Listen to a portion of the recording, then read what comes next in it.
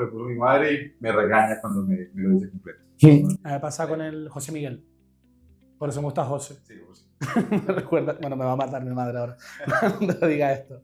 Bueno, nada, empezar dándote las gracias por darme este espacio y este tiempo de compartir este ratito contigo, y vamos a tratar de exprimirte para sacar contenido y conocimiento que sea de valor, sobre todo pues para las personas que no ven, que sobre todo están en el sector educativo, ¿no? Entonces, para ubicarlos y ubicarme, si quieres podemos comenzar haciendo una presentación de quién eres y por qué estoy aquí hablando contigo. Perfecto. Bueno, Alejandro, Alejo para los amigos, o sea, para todos que nos ven. Soy psicólogo de profesión, con un máster en investigación psicoanalítica, digamos, ha sido mi campo fuertemente. Como psicólogo me enfoqué en la psicología social y desde la psicología social entré al ámbito educativo. Encontré con las comunidades educativas y ahí pues entendí que era el lugar para hacer los verdaderos cambios y acompañar las transformaciones. Durante mucho tiempo estuve trabajando en el sector público, más o menos 18 años trabajando en el sector público en Medellín y la región o el estado de Antioquia. Soy colombiano, amante paisa de esta ciudad, de la ciudad de Medellín, y de sus transformaciones y sus dolores. Entonces, como un actor social y, digamos, como psicólogo, entendí que desde la educación podemos transformar realidades en nuestras comunidades y generar valor. Estuve mucho tiempo trabajando como en tres capas de lo público. Una, el país, Colombia es un país que tiene condiciones, digamos, irregulares de seguridad por mucho tiempo. Para nadie es desconocido nuestra tradición, lastimosamente, de guerrilla, de conflicto interno, de narcotráfico. Entonces hice parte de un programa de desmovilización, que fue uno de los programas que más ha transformado como el país, y es la desmovilización masiva de autodefensas y guerrillas. Ahí estuve durante unos 5 años trabajando sobre todo la promoción de relaciones no violentas en los colegios. Hicimos un análisis de cuáles eran los momentos en que estos anteriores guerrilleros o paramilitares, cuál había sido el momento donde habían cogido un arma y cuando habían consumido sustancias, y cuando eso se juntaba en el marco de la guerra. ¿Qué edades? Y nos hablaban de un rango de edad entre los 8 años y los 14 años. Entonces diseñamos desde ese programa que se llama Paz y Reconciliación un proyecto para trabajar en los grados que van desde 8 años, o sea, cuarto de primaria en este país, en Colombia, hasta octavo, más o menos, que eran los 14 años. Y ahí generamos una serie de talleres y actividades para prevenir las conductas agresivas y promover las relaciones no violentas. Después de eso, estuve trabajando con el sistema de bibliotecas, fui coordinador cultural de una de ellas y creé un proyecto que se llama Interchange. ¿Qué es Interchange? Es un proyecto de literal intercambio entre comunidades, pero ese proyecto empezó con la visita de un grupo de investigadores de un saber bastante específico que es la nanotecnología, muy complejo, muy interesante, muy ajeno al psicólogo, obviamente, y con ellos creamos este proyecto en el que invitamos a colegios del sector, de la zona de la biblioteca, influencia de la biblioteca, a que esos chicos fueran. Creamos un grupo de 25 jóvenes y esos 25 jóvenes recibían clases desde, en ese momento, por las plataformas de Skype y otros, virtualmente recibían clases de nanotecnología. Entonces empezamos una conexión internacional con el marco STEM. Para los que no saben qué es STEM, es Ciencia, Tecnología, Ingeniería y Matemáticas. Una sigla que se usa mucho desde más o menos iniciados en 2000 para promover el énfasis del desarrollo de las competencias. Saber el método científico, tener un pensamiento hacia la solución de problemas, ingeniería, claramente tener uso de tecnologías y herramientas y pues, tener una base matemática. Eso me llevó a un centro de innovación que se llama Centro de Innovación Ruta N, que es una entidad de gobierno, y ahí empecé con el mundo de la innovación. El mundo de la innovación, especialmente la innovación educativa y lo que se llama las EdTech, empresas que se enfocan en tecnologías para revolucionar la educación. Y en ese marco, pues trabajé 9 años. Esos 9 años me llevaron a construir una visión de la educación. Estuve trabajando 1 año como director de Relaciones Internacionales de una institución, de un colegio privado, y hoy soy un desarrollador de negocios de una EdTech, o sea que hice un ciclo completico que se llama Tommy, el cual en las oficinas en las que estamos en este momento. Una presentación un poquito extensa, pero bueno, ahí estamos. Vas a ponerlo con el logo que se vea bien. Exactamente, es Tommy. Hasta aquí la entrevista ya. No. La presentación.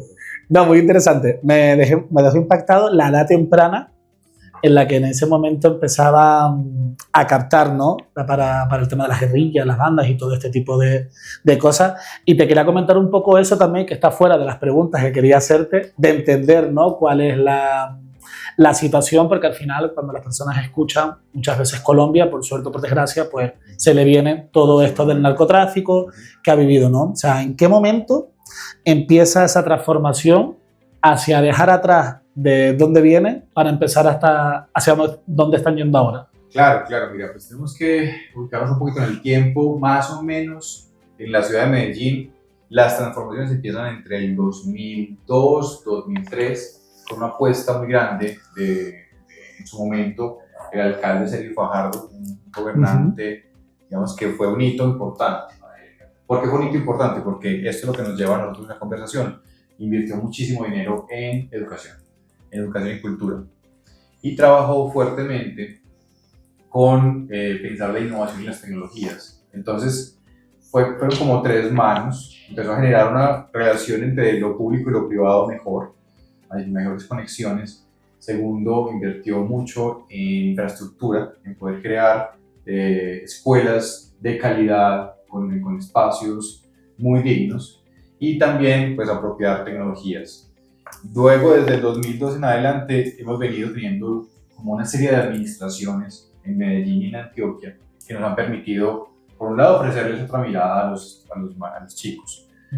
Cuando te contaba los chicos de 8 años, sí, desde los 8 años los niños están yendo en nuestros barrios, lastimosamente, y sé que en muchos lugares del mundo tienen que tomar decisiones muy fuertes. Decisiones como si cargar un arma para que una banda reciba esa arma o no, o simplemente llegar e entrar a la clase y no perderse del sistema educativo. Actualmente, por ejemplo, la alcaldía de Medellín tiene un programa que es La Escuela Cuenta con Vos. El alcalde se va con megáfono buscando a los niños en las casas, tratando de impactar la deserción escolar. Pero eso es una realidad que tenemos en todo el mundo.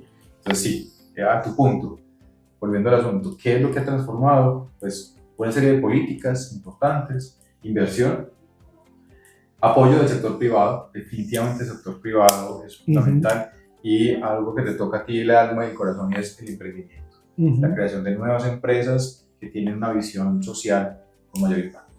Muy bien. Cuando hablamos de metodología que se puedan utilizar educativas, hablabas de STEAM. Hay otra que es en la que te suelas basar más cuando quieres fomentar, por ejemplo, esos proyectos de emprendimientos educativos o esos proyectos de emprendimientos sociales. ¿Hay alguna, a lo mejor, que hayas creado con tu experiencia haciendo un mix de varias metodologías? Mira, te voy a contar dos historias. Una, en Ruta N, pude coordinar un laboratorio de innovación. Ese laboratorio de innovación literalmente era un espacio físico con herramientas. Teníamos desde impresión 3D hasta CNS, que son herramientas que se usan para prototipar. Pero en la educación era bien complejo, digamos, llevar directamente a los maestros o directivos que vienen como de esa tradición en donde alguien va a enseñarte y tú a recibir, a convertirlos en actores de su propio aprendizaje. Eso era complejo. Entonces hicimos un mix entre metodologías ágiles, especialmente Scrum. Escogimos algunos elementos del Scrum, no el Scrum estricto, porque es estresante implementar, sobre todo los ritmos de un educador, con también metodologías activas del aprendizaje, especialmente con Project-Based Learning o aprendizaje basado en proyectos. Entonces juntamos como cualidades de ambas cosas. Juntamos, por ejemplo, la línea de tiempo, los ritmos del Scrum, para generar ciclos rápidos de prototipado que permitieran al maestro diseñar, pues, o crear, idear, diseñar, prototipar y validar alguna actividad o microactividad que quisiera tener en clase. Y luego los traía al laboratorio y contaron, mira, estoy bien con esto, estoy mal con esto. Es seguir en un espiral de prototipado hasta que tuviera un prototipo, digamos, validado por su comunidad. Y en eso nos fuimos durante un año con un grupo de 150 maestros. Teníamos 30 colegios, 30 entidades, escuelas privadas y públicas que estaban con nosotros trabajando. Y eso fue muy bello porque nos permitió promover en el maestro un espíritu hacia la solución de problemas del prototipado, pero también un diálogo con emprendedores de tecnologías educativas. Ahí fue donde nos empezamos a meter más en ese mundo de la EdTech, porque entonces ya el maestro tenía un prototipo que quería mostrar, pero no podía, digamos, volverlo o un prototipo funcional o pues, producirlo realmente. Ahí es donde llegaban las empresas y decían, bueno, esto que está diciendo, por ejemplo, este sistema para llamar la lista de asistencia o este sistema para disminuir el ruido en las clases, me interesa, yo me puedo sumar contigo y puedo poner inversión. Algunas empresas invertían o otras empresas gestionaban recursos, entonces creamos un triángulo. El maestro, un maestro hacker, maker también, porque era un maestro que también hacía cosas, una empresa que tenía la manera de producirlo y una tercera que éramos por Ruta N como gobierno u otros que invertían en el recurso que se necesitaba para eso. Hablas de ese maestro hacker y claro, a mí me viene a la mente cuando trabajo con los centros educativos muchas veces eso que hablabas de los ritmos, ¿no? Un ritmo que lleva un emprendedor, un ritmo que lleva una aceleradora, si lo tratas de introducir dentro de la realidad del aula o del centro educativo, choca y genera muchas veces una mala experiencia más que una buena experiencia. ¿Cómo otra forma? O sea, ¿qué consejo puedes dar a ese profesor, profesora, a esa persona que dinamiza con el profesorado para que sepa adaptar esos tiempos, ese ritmo? Bien complejo, pero nosotros diseñamos como una especie de, ¿cómo se llama? Shelter, como de refugio emocional. Una de las cosas más difíciles entre esa interacción entre las metodologías ágiles que usan muchas startups y emprendedores con el sistema educativo son los ritmos de los tiempos, que genera mucho estrés y eso genera emociones bastante fuertes, entre ellos pues la rabia, tristeza, incomodidad, frustración, entre otras cosas. Al entender eso, creamos un espacio, literal, era un espacio físico donde los maestros iban a pelear, llorar, gritar y los escuchábamos en su frustración, ¿cierto? Porque los tiempos nunca les daban, porque las herramientas no funcionaban, X, Y, Z. Luego de eso, de escuchar, hacíamos toda una, digamos, aterrizábamos sus inquietudes y les mostrábamos de nuevo cuál era su problema, cuál es lo que estaba sucediendo. Y al tener perspectiva, les damos perspectiva, ¿cierto? En ese espacio que llamamos refugio emocional, en donde siempre les decíamos, está bien estar frustrados, o sea, fallar no es un problema para nosotros. Como siempre en las metodologías ágiles también, la apuesta por fallar es a fallar rápido y barato. Entonces, no satanizábamos, como pasa en el sistema educativo, que eso es uno de los dolores grandes, que hayas tenido una falla, o que hayas tenido un error, o que hayas tenido, entre comillas, un fracaso. Para nosotros eso era un acumulado de conocimiento que se aprende mucho más en el fracaso que en el éxito, y eso fue un hack, literalmente, para los maestros, porque para ellos siempre ha sido más importante tener una nota buena, ¿cierto? Mostrar resultados positivos y no dedicarse a entender por qué los resultados negativos se están dando y qué aprendizajes se están dando desde lo que aparentemente es un error, ¿cierto? Entonces aquí fue una mezcla de cosas muy interesantes. El paradigma mental de los maestros chocaba mucho con las metodologías ágiles por el concepto de fracaso. Mientras en los ágiles fracasar está bien y se aprende de ello, para los educadores no era. Entonces ahí creamos ese espacio de refugio emocional.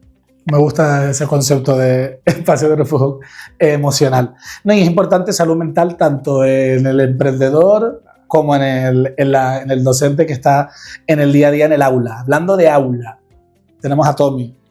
Aulas del futuro, ¿cómo las ves? Bueno, yo tengo como dos visiones. Una visión, digamos, que la voy a proponer de manera optimista, una visión que creo que pronto llegará a la vuelta de los 10, 20 años, estaremos viendo esto. Y es que el tiempo del maestro que le dedica a cosas que son, digamos, repetitivas, que requieren más una rigurosidad mecánica que creatividad, que empatía, que otro tipo de cosas, se van a desplazar esas actividades hacia herramientas como herramientas que permiten automatizar las evaluaciones, ¿cierto? Calificar, gasta entre el 30 y el 40% del tiempo del maestro. Y eso es tiempo de vida, eso es calidad para su familia y para él, y obviamente para el seguimiento de los estudiantes. También el llamado a asistencia, también la creación de contenidos, sobre todo la curaduría de contenidos, se va a poder hacer vía herramientas. Mientras que el maestro, esa es, como te digo, ojalá mi visión optimista, se dedicará más a la mentoría, se quitará de encima la calificación y lo pondrá, digamos, la responsabilidad se la pondrá a las tecnologías, y eso hará que el maestro ya no sea el evaluador. ¿Qué significa eso? Que ya tú ya no vas a reclamarle al maestro porque te puso una mala nota, porque él nunca te va a poner una mala nota. Él va a acompañarte en tu proceso de aprendizaje. Como un mentor, acompaña a su mentoreado, a su asistente. Pero no va a estar diciéndole, hiciste mal, tienes esto, bajaste esta nota, porque eso será parte de un sistema.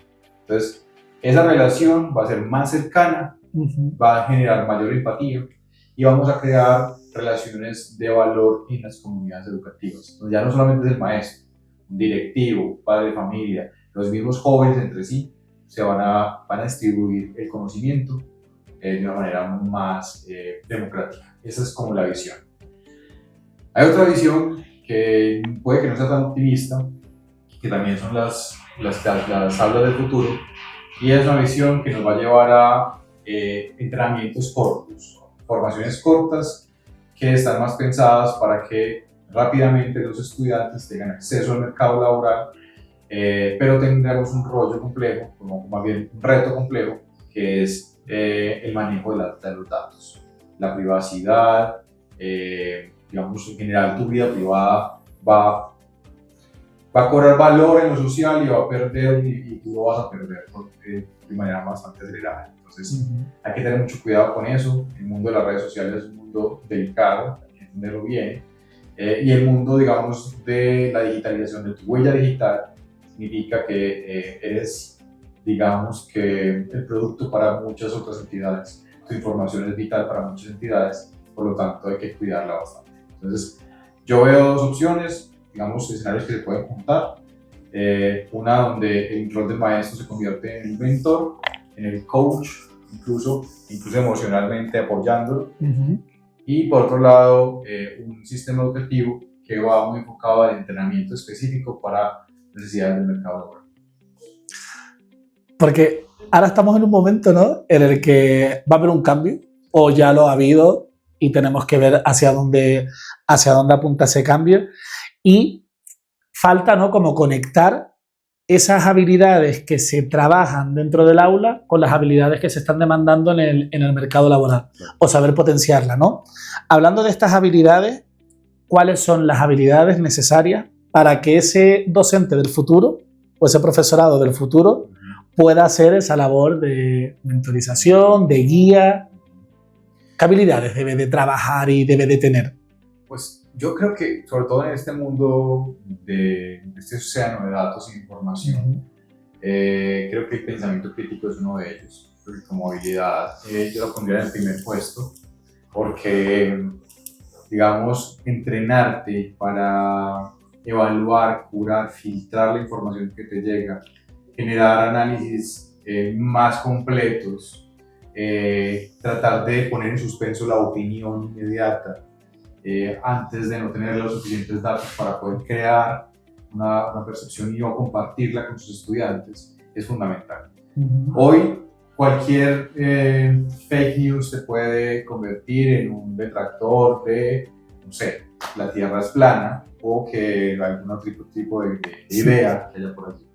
Pero lo ponemos en esos extremos, pero también nos manipulan muchísimo en términos de opinión sobre cierto tipo de políticas, o de ciertos liderazgos, u opinión sobre ciertos temas globales, y eso nos desorienta muchísimo. Entonces, un mentor debe ser un orientador, Un maestro en general debe orientar y primero tiene que tener digamos, una brújula, un plano que le permita saber por dónde se mueva, y ese es el pensamiento crítico. El segundo, habilidades digitales. Definitivamente un maestro hoy tiene que tener conocimiento de herramientas, de software, un poco de ciertas tecnologías habilitantes como la inteligencia artificial.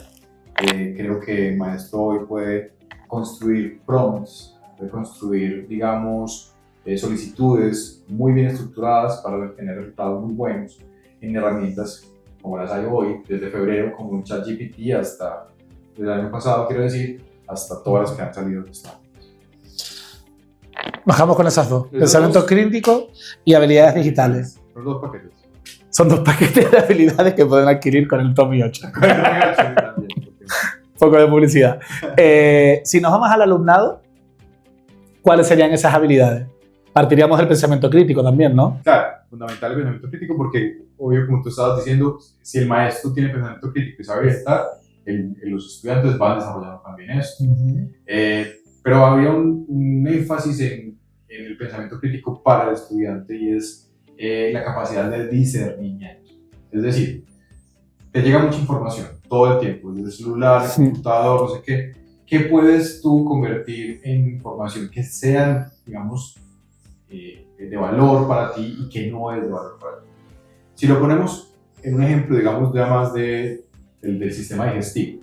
Para mí el pensamiento crítico es el sistema digestivo mental, ¿cierto? Es lo que permite separar de un mismo alimento los nutrientes de lo que no es nutritivo, ¿cierto? Identificar qué proteínas tiene, pero lo otro lo desecho.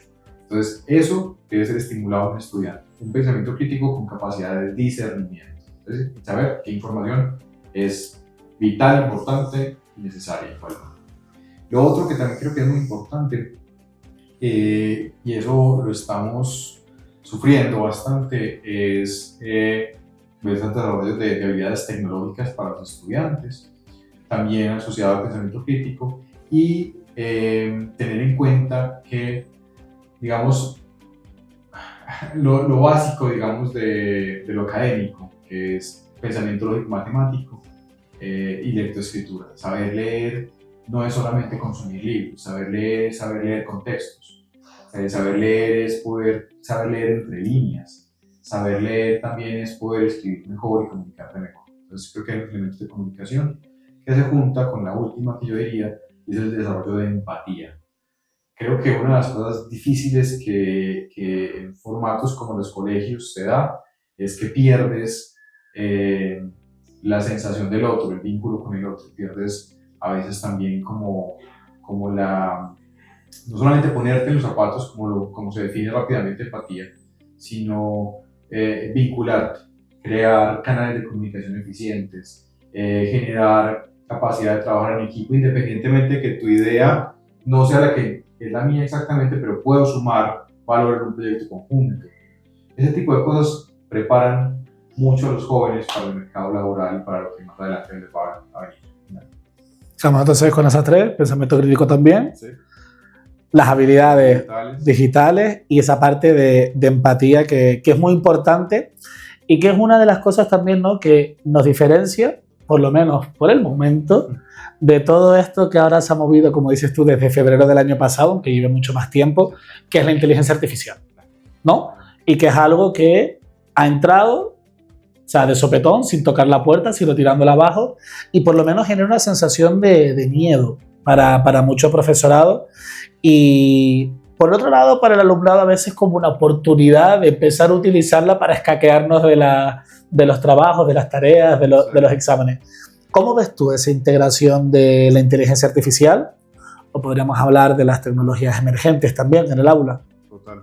Mira, yo creo que la integración de la inteligencia artificial generativa, que es la que aparece fuertemente desde febrero con ChatGPT, venía, como tú dices, venía desde antes, pero tumbó la puerta de todos los centros de educación. La llegada de Sam Altman, de OpenAI y ChatGPT. Creo que la integración no solamente es necesaria, sino que se hace urgente. Y se hace urgente en qué términos: es entender y ser inteligentes con las tecnologías. Una de las cosas que me gusta mucho de los hackers y hackear como concepto es la desobediencia tecnológica. Es decir, tú puedes coger una herramienta y usarla para cosas, digamos que no están en el manual, crear nuevas formas de usarlo, ser más inteligente para que la herramienta trabaje para ti. Y no solamente te ahorre tiempo, porque pues también, si el tiempo es importante, sino que te permita explorar cosas que no podrías explorar sin tener esa herramienta. Bases de datos, información. Definitivamente la generativa tiene acceso a muchísimos puntos de datos globales que hacen que tu mirada sea más amplia, que tus búsquedas puedan ser más profundas. Pero aquí viene uno de los puntos que mencionaba ahorita. Aprender a escribir y escribir. La escritura de estos próximos siglos va a tener la característica de ser una escritura tipo prompt. Mira que esto es muy extraño. Explícalo porque igual hay personas que todavía no tienen el concepto de qué es un prompt. ¿Qué es un prompt? Digamos que un prompt es como una especie de instrucción que le das a una herramienta de inteligencia artificial generativa para que te produzca imágenes, voces, sonidos, crear alguna cosa, unas instrucciones. Digamos que ya no podemos entrar en el concepto de algoritmo, sino que es una especie de mensaje y se escribe como mensaje.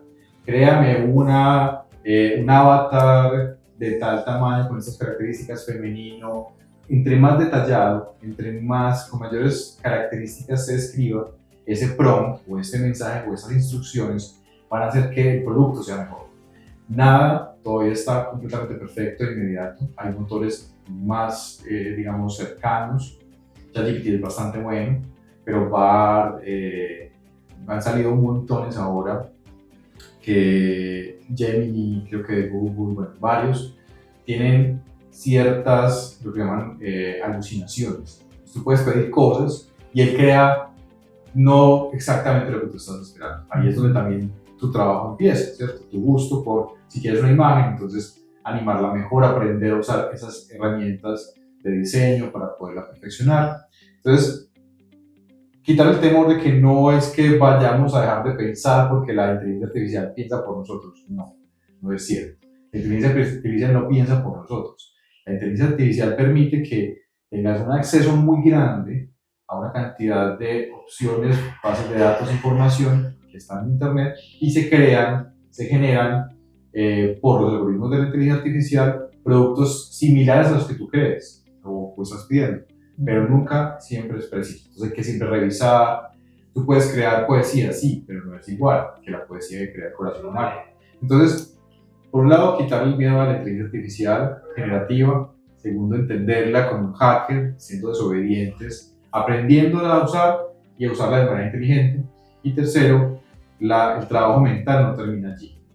Creo que, al menos en mi visión de futuro, la inteligencia artificial generativa nos va a llevar a conectarnos más con nuestro aspecto creativo, emocional, digamos más soft, por decirlo de alguna manera, que con aspectos como la memoria o como el pensamiento lógico matemático estructurado, que han sido, digamos, parte de nuestro trabajo cotidiano. Entonces, yo espero que nos conecten más con nuestras emociones y con las posibilidades de crear y tener herramientas que con esas emociones bien planteadas en prompts podamos crear cosas maravillosas. Muy bien. Hablas de hacker, de hackear, hablamos de hackear la educación. Sí. Creas un podcast, ¿no? Con este concepto. Sí. Ya hace unos meses, después de, les cuento un poquito, yo estuve detrás de un evento de innovación educativa que se llama WISE. Estuve 4 o 5 años, incluso un poco antes de la pandemia. Tuve la oportunidad de ir a ver qué es lo que sucedía. Esto lo hace la Fundación Qatar, allí en Doha, Qatar. Y tuve la oportunidad de ir a presentar a Medellín como sede del WISE. Ellos hacen unos regionales y teníamos muchas ganas de que Medellín fuera el lugar para acoger un evento como estos. Pasó pandemia, luego tuvimos una serie de reuniones, etc. Al final logramos, en mayo del año pasado, del 2023, todo el equipo de WISE viniera a Medellín. Estuvimos en una universidad de NEAFIT, tuvimos más de 120 speakers, todo el mundo en Medellín hablando de innovación educativa, proyectos, oportunidades, etc.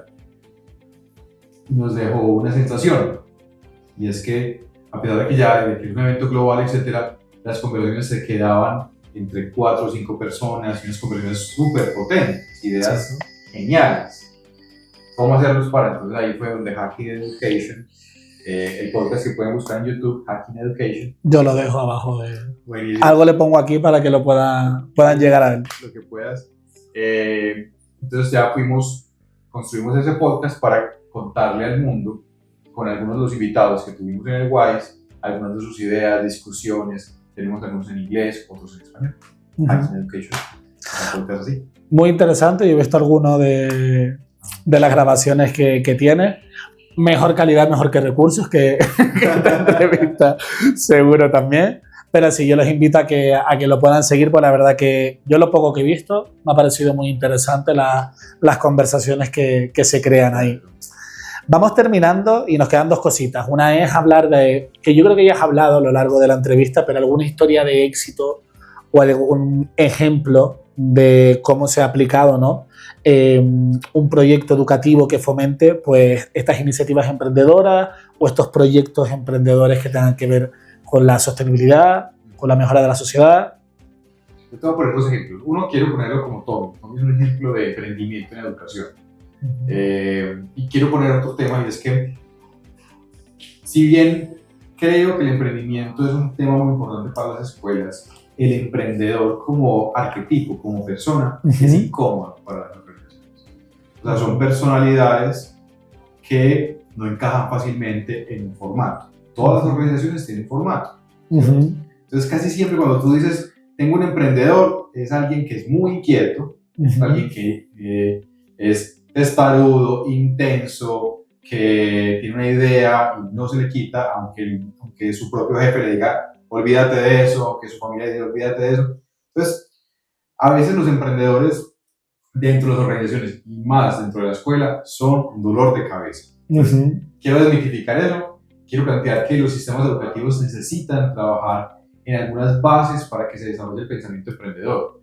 Bases como cuáles, como inteligencia financiera. A nosotros, desde la escuela, nos deben enseñar a usar, a entender qué es el dinero, como concepto, como interacción, como ganancia, como pérdida, ¿cierto? ¿Qué es el dinero? Y se debe desarrollar la inteligencia financiera. Segundo, claramente el uso del tiempo y la gestión de nuestro tiempo tienen que ser uno de los temas que nos deben enseñar en la escuela, que es uno de los dolores de cabeza del emprendedor. Un emprendedor puede saber manejar su dinero, pero puede que el tiempo se lo coma y su agenda sea la locura. Y de verdad, parece que es algo sencillo, pero manejar el tiempo, gestionarlo bien, ser concreto es fundamental. Y tercero, definitivamente, capacidades de comunicación, de diálogo, de interacción y de trabajo en equipo. Muchos emprendedores sufren de algo, y es que tienen ideas geniales, tienen recursos porque han podido vender la idea a otros que les invierten dinero, pero cuando van a montar la empresa, cuando ya tienen una empresa que está en crecimiento, se les olvida que necesitan un equipo de trabajo. Y crear una organización, un organismo vivo, requiere muchísimas mentes, manos, energía, tiempo y trabajo de muchos otros. Lograr esa alineación, lograr desarrollar las habilidades de comunicación suficientes para poder, digamos, compartir una misma visión es fundamental.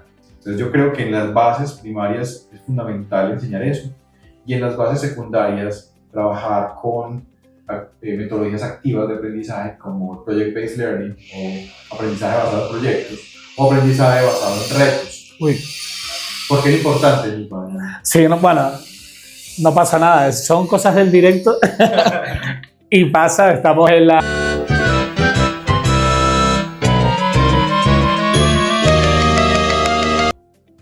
Basado en proyectos o basado en retos, porque ese aprendizaje, que son las metodologías activas, que tienen una idea muy bonita de cambiar el lugar, el rol del estudiante, el rol del maestro, darle mucha más acción al estudiante y un rol no pasivo, pero sí más de orquestador, ¿cierto? Director de orquesta al maestro, hace que tu enfoque hacia la búsqueda de solución de problemas, porque un emprendedor, si no está apuntándole a un problema real, sino que creó un problema y creó su solución en su mente, nunca va a encontrar un mercado para él. El mercado es, digamos que como concepto, es bastante voluble, A veces es muy difícil de entender, pero sobre todo si tú no tienes algo que le genere valor a un dolor que tiene el mercado, es muy difícil que entre. Entonces, ¿por qué es importante estas metodologías? Porque hacen que los estudiantes aprendan a escuchar, a recibir información, a analizar esa información, a validar, a entender que siempre estoy, digamos, iterando, yendo y viniendo, puliendo, mejorando y prototipando. Cuando tú haces un aprendizaje basado en proyectos, te dedicas a pensar en un proyecto que impacte una comunidad, una empresa o una entidad y te devuelves para generar todas las soluciones posibles y la validas con la comunidad. No estás tratando de meter el último producto porque en tu cabeza tienes la mejor idea del mundo. No.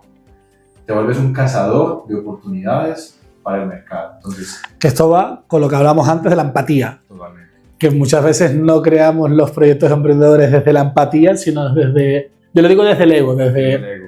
tengo esta idea, sé que es buena y me pueden decir lo que quieran, que yo voy a intentar venderla, ¿no? Exacto. Y ahí vienen luego las desilusiones. Total.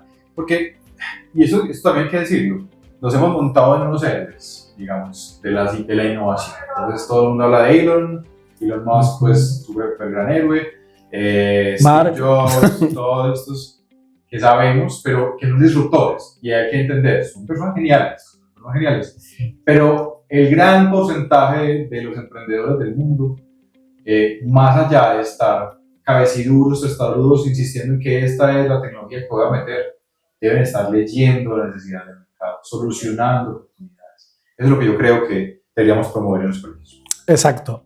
Hablabas de Tommy como ejemplo también de innovación educativa. Totalmente. ¿Nos vas a hacer un pitch de...? ¿De qué es Tommy? Bueno, Tommy es varias cosas. Primero, Tommy es un ecosistema de soluciones. Juan Manuel Lopera, que es el fundador, empezó como ingeniero electrónico a hackear, ¿cierto? Cosas como consolas de videojuegos y todo, y se dio cuenta de que podía generar espacios interactivos, con una especie de tablero interactivo. Eso pasó ya hace más de 15 años, y desde hace 15 años para acá se ha creado un dispositivo que se llama el Tommy. Tommy, hoy tenemos la última versión, que es el Tommy 8. Es un dispositivo que permite llevar una pizarra portátil interactiva a las escuelas, en un hotspot, que significa que es una especie de router que conecta dispositivos en el aula, así no haya internet, crea su propia intranet, y sobre esa intranet puedes tener contenidos precargados, o tienes también un repositorio de contenidos propios dentro de Tommy Digital, que es la plataforma con la que creamos más de 200.000 clases. Hoy tenemos casi que 2.6 millones de actividades que se pueden trabajar, se pueden usar, se pueden integrar en múltiples temas, en 4 idiomas: inglés, francés, portugués y español. Y sobre ello también trabajas con tecnologías como realidad aumentada. Entonces tienes una cámara de 13 megapíxeles que escanea códigos QR para que tú puedas proyectar dinosaurios, células en movimiento, y trabajar con cosas que llamen la atención a los estudiantes. Pero además tiene dos cosas que a mí me encantan. Una es, por fin, con una plantilla tipo prueba PISA, tú puedes crear evaluaciones, exámenes, que los puedes escanear, y en segundos tienes todos los exámenes escaneados en tu base de datos y evaluados para los reportes de los maestros. O sea, te estás ahorrando el 30% del tiempo de calificación que antes se gastaba en los maestros. Y tiene la posibilidad también de llamado a lista con QRs para tener esos dos reportes. Digamos, el performance o el proceso académico de los chicos con las evaluaciones que se tengan. Y por otro lado, el llamado a asistencia, que te ayuda a entender quiénes y cuándo están faltando los chicos, porque es un dolor de cabeza para nuestros colegios. Entonces, una cosa que me encanta es que podemos recoger datos de manera automática, muy inteligente, para entregárselos a los directivos y a los gobiernos y entender en qué estado está la educación del país. Muy bien. Este es el Tommy 7. Este es el Tommy 7. El 8, ¿cuál es la diferencia? El Tommy O sea, 8, en cuanto a diseño es igual, ¿así? el diseño es muy similar, es un poco más larguito el Tommy 8 y tiene acceso a las antenas, porque Este puede llegar hasta 40 dispositivos, el otro, Tomi 8, puede llegar hasta 120 dispositivos conectados. Vale. Tiene mayor capacidad de almacenamiento. El Tomi 8 estamos hablando hasta de 2 teras de memoria, que como te digo, tú te vas, por ejemplo, para alguna zona de Tenerife o en alguna escuela en Cuba que no tenga internet, ¿cierto? Tú desde tu casa organizaste, porque tú tienes en tu casa tu plan de datos, tu Wi-Fi, bajaste los videos o cogiste los documentos y creaste tu clase. Con esto te lo llevas acá, lo conectas a un proyector o a una pantalla y con el lapicito con el que puedes interactuar, haces que pues bajan los videos, haces las evaluaciones y todo, aunque no haya internet en la sala. O sea, funciona como un router también. Exactamente. Un router. Entonces tiene la forma de convertir la experiencia pasiva, digamos, de clase, donde el maestro llegaba a contar según la información que tenía en su cabeza o en algunos libros o cuadernos, lo convierte en una experiencia interactiva de mayor profundidad en el aprendizaje y claramente se convierte en active learning, en un aprendizaje activo para los chicos. Muy bien, dejaré también el enlace para que puedan tener acceso a la herramienta y nos queda terminar con alguna conclusión, ¿no? Yo si me tengo que dar con una palabra de la entrevista es hacker o hackear. Lo repetí muchísimo, sí. Sí, no, y me gustó esta parte también, que yo lo digo mucho, de la desobediencia, ¿no? Tecnológica, y hay veces que hasta el sistema, ¿no? Para que dentro del aula puedas hacer cosas fuera del contenido curricular que tú sabes que son las que realmente aportan valor. ¿Con qué conclusión nos podemos quedar o qué consejo? A veces consejo ya no me gusta mucho decirlo, pero me gustaría más como tu opinión de hacia dónde va la educación y cómo deberíamos de afrontar los retos que están por venir ahora. Pues primero yo creo que tenemos que, los que estamos rodeando al sistema educativo, a los maestros, siempre reconocer el heroísmo y la capacidad que tiene cada maestro. O sea, el rol que tiene, por un lado, dejemos de tener miedo de que el rol del maestro se va a desaparecer. Puede que como hoy lo hacemos, se necesite desaparecer, que es lo que pasa. Hoy tenemos un montón de actividades en el maestro, esperamos un montón de cosas del maestro y no nos estamos dando cuenta del valor que tiene el vínculo del rol. Si me permites un momentico, yo estuve hace poquito en WISE, en noviembre del año pasado, en Qatar. Pleno momento más difícil de la Franja de Gaza. El evento estaba pensado para hablar de inteligencia artificial, que era el tema, digamos, del año. Pero terminó siendo educación en tiempos de guerra. Y en tiempos de guerra, ¿cómo señalaban el rol del maestro? Su heroicidad, la capacidad de seguir concentrando a los chicos en aprender algo, creándose una burbuja imaginaria, llevándolos de un lugar a otro porque los bombardeos no permitían ni que se escuchara o que era muy riesgoso. Y hablar de ese rol del maestro como el que carga la cultura, como que es la última línea que soporta la barbarie, por decirlo de alguna manera, es fundamental. O sea, reconocerlos como héroes, fundamental. ¿Qué creo que tenemos que concluir de esta conversación entre emprendimiento, tecnología, innovación y educación? Creo que tenemos que concluir varias cosas. Una es, no temor al fracaso. El emprendedor es un desobediente que no le teme al fracaso, sino que se lo pone en la maleta y lo lleva como una experiencia más, como un aprendizaje más, y va sumando como que armas algunas figuras del ego, de bloque por bloque, subiendo con la experiencia. Las tecnologías son tal cual herramientas, depende de quién las usa, la manera en que las vaya a usar, que pueda proveer o soluciones o generar daños. Entonces las tecnologías no son responsables de nada, somos nosotros y nuestra condición ética y nuestras propuestas y sobre todo nuestra capacidad. En términos de innovación, el cambio que para mí más profundo estamos teniendo en la educación es pasar de metodologías tradicionales en la figura o en el modelo prusiano del siglo XIX, siglo XVIII-XIX, en donde el alumno era un receptor y el docente era un emisor, a convertirnos en unas comunidades y en ecosistemas de aprendizaje, donde el maestro simplemente diseña una experiencia de aprendizaje y es más literalmente un diseñador que un emisor de información. Y el estudiante tiene los retos para estimular su mente, despertar su cerebro y llegar a las soluciones. La información está dispuesta en todas partes. Es un momento más de la pregunta que de la respuesta, y el maestro tiene que ser un excelente creador de preguntas, un excelente curador de contenidos y diseñador de experiencias de aprendizaje. Muy bien, nos quedamos con esto. Bueno, Muchas gracias, Alejo. Un gusto haber compartido este espacio contigo.